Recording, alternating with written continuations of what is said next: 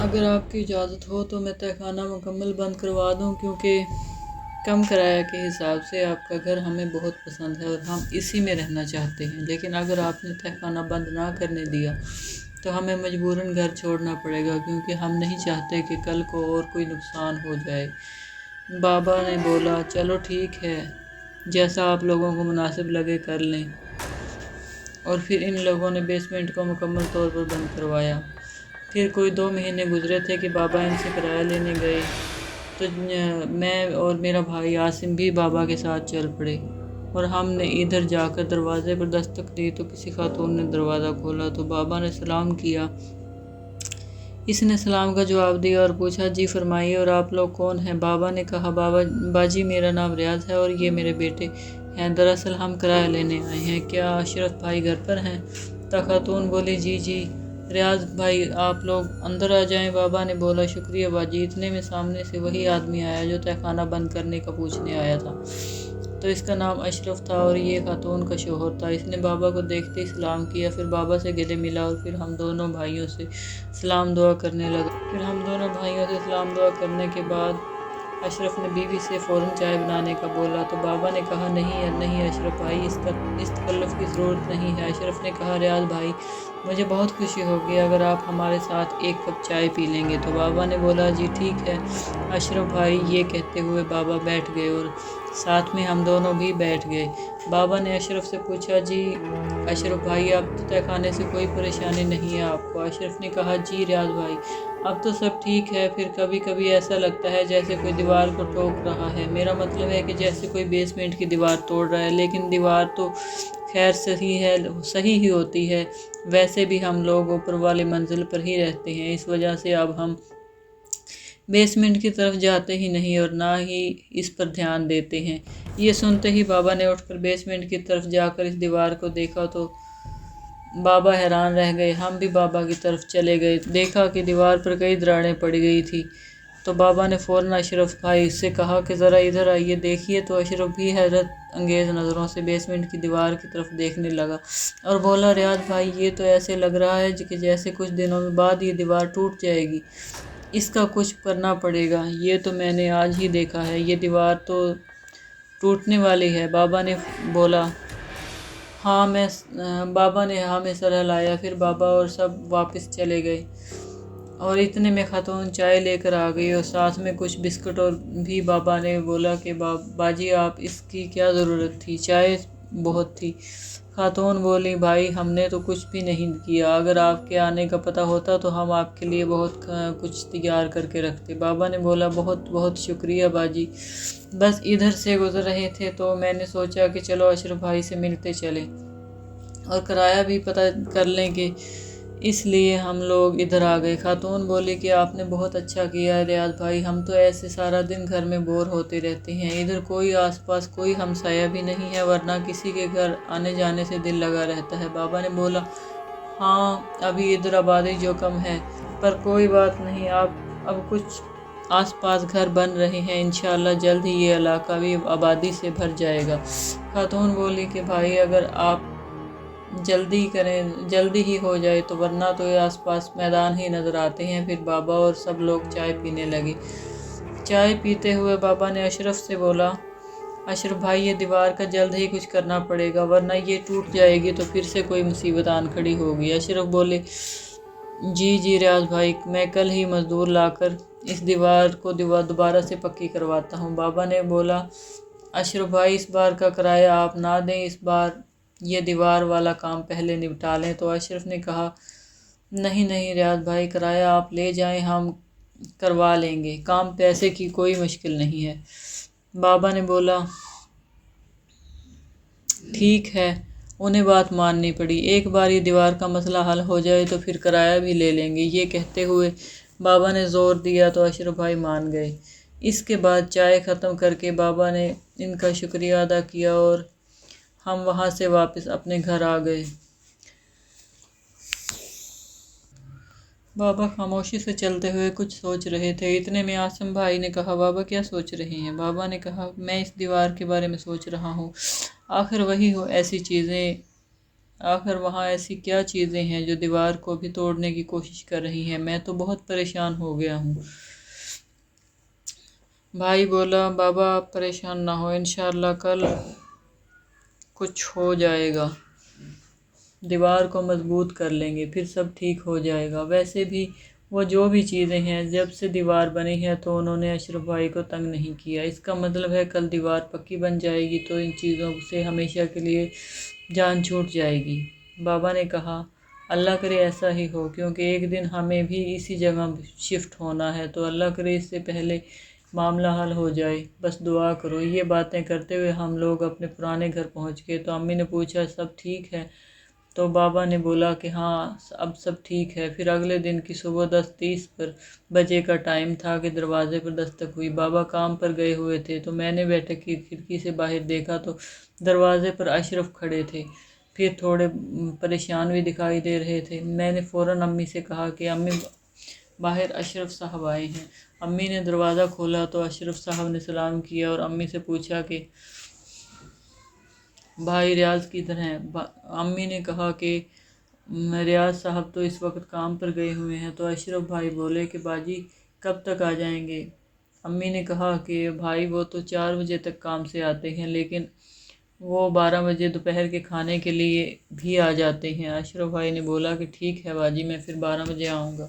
امی نے بولا، بھائی سب خیریت تو ہے؟ اشرف نے بتایا، جی جی باجی سب ٹھیک ہے۔ پھر امی نے کہا، بھائی آ جائیں، اشرف صاحب آ جائیں گے تو چائے پی کر چلے جائیں۔ تو اشرف بھائی بولے کہ نہیں باجی میں 12 بجے آ جاؤں گا، اس وقت میں ذرا جلدی میں ہوں۔ تو امی نے کہا ٹھیک ہے۔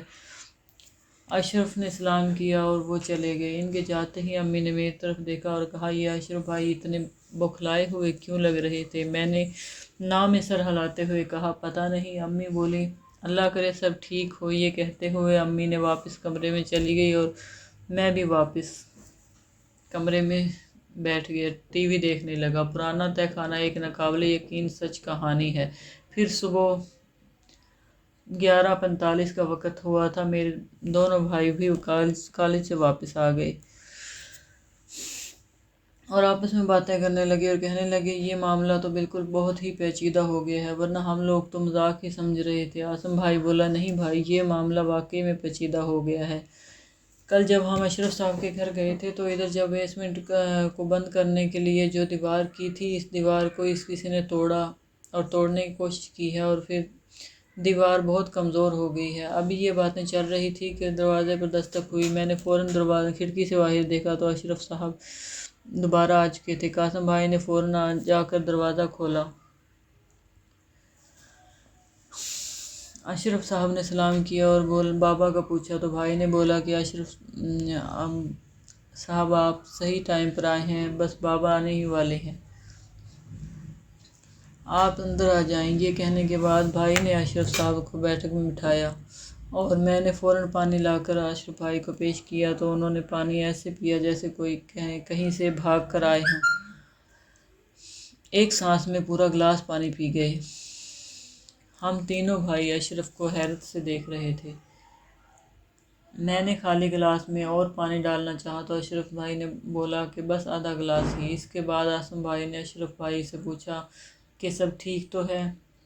آج تو آپ دیوار کا کام کروانے والے تھے، اس کا کیا بنا؟ تو اشرف صاحب نے کہا کہ بیٹا میں تو صبح ہی سے کام پر لگا ہوا تھا۔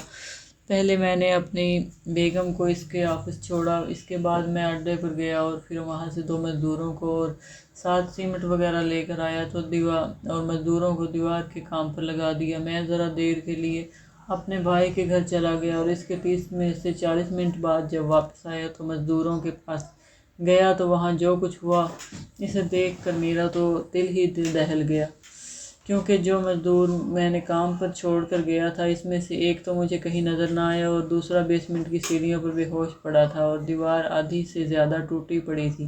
میں بہت ڈر گیا تھا کیونکہ بیسمنٹ کے اندر سے کسی کی ہڈیاں چبانے کی آوازیں آ رہی تھیں اور آواز صاف سنائی دے رہی تھی کہ جیسے کوئی بہت ہی قریب بیٹھ کر ہڈیوں کو چبا رہا ہو، اور میرے تینوں جانور بھی نظر نہیں آ رہے تھے۔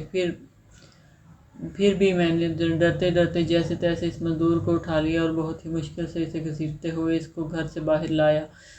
پر اس کو ہوش نہیں آ رہا تھا۔ اس وجہ سے میں نے فوراً اس کو گاڑی میں ڈالا اور ہسپتال چھوڑ کر آ رہا ہوں۔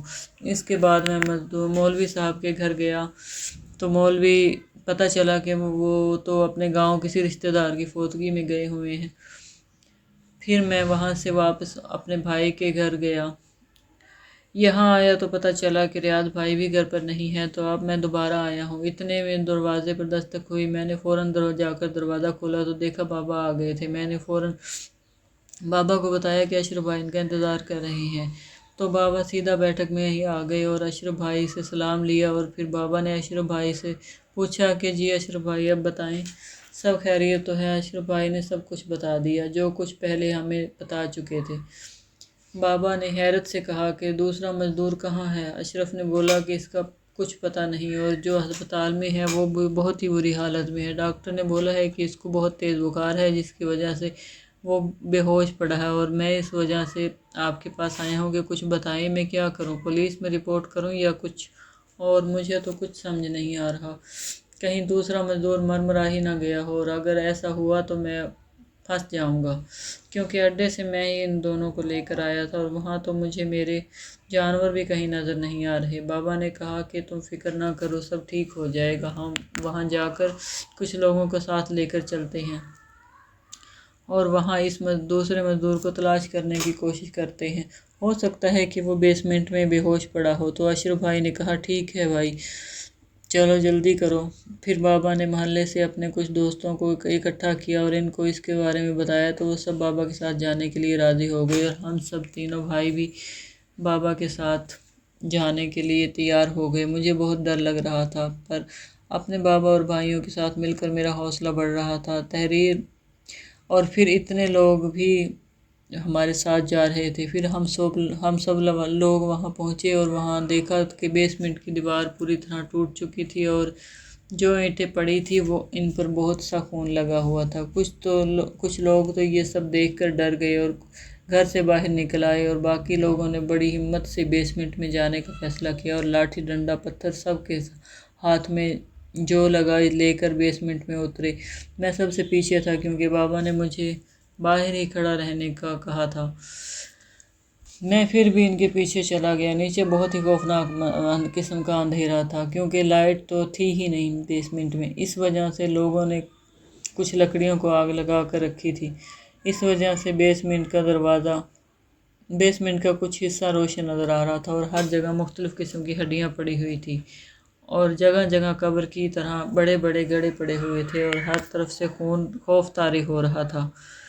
جبکہ بیسمنٹ صرف 4 مرلہ پر مشتمل تھا، لیکن اندھیرے کی وجہ سے بیسمنٹ بہت زیادہ بڑا لگ رہا تھا۔